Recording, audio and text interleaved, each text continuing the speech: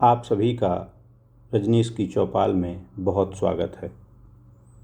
आज मैं आपके लिए जो लघु कथा लेकर आया हूँ उसे लिखा है आदरणीय आरती रॉय जी ने और इसका शीर्षक है कफन का सौदागर।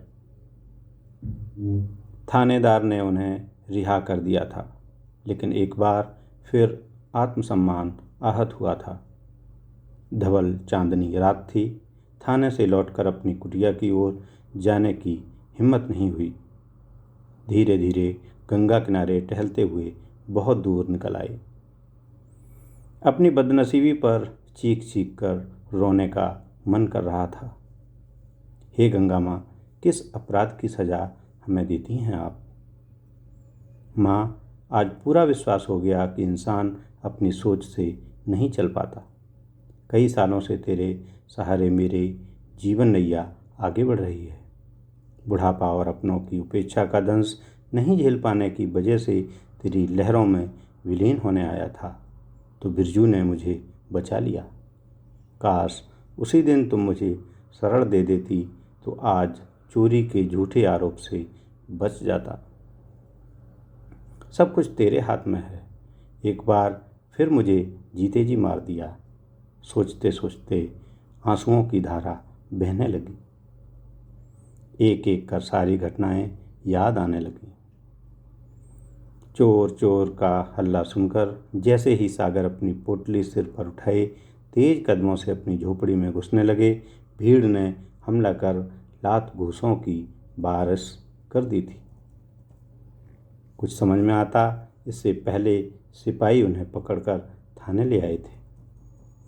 कपड़ों की पोटली जो धोबी के यहाँ से लाए थे उसे घाट पर हुई चोरी की घटना से जोड़ दिया गया था।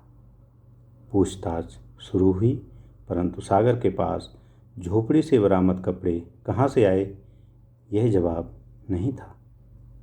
घाट पर से ढूंढता हुआ उनका मित्र बिरजू, जो मृतात्मा को मुखाग्नि के लिए लोगों को अग्नि संस्कार की अनुमति देता था, वो आ गया। दरोगा बाबू, सागर बाबा बिल्कुल निर्दोष हैं। यह तो सालों पहले अपनी जीवन लीला समाप्त करने गंगा में छलांग लगा चुके थे, पर मैंने इन्हें बचाया। मृतक के कपड़ों को धुलवाकर एवं बेचकर सागर बाबा की आजीविका पिछले कई सालों से चल रही है। ये कपड़े वही हैं। सागर बाबा को मौत का भय नहीं है।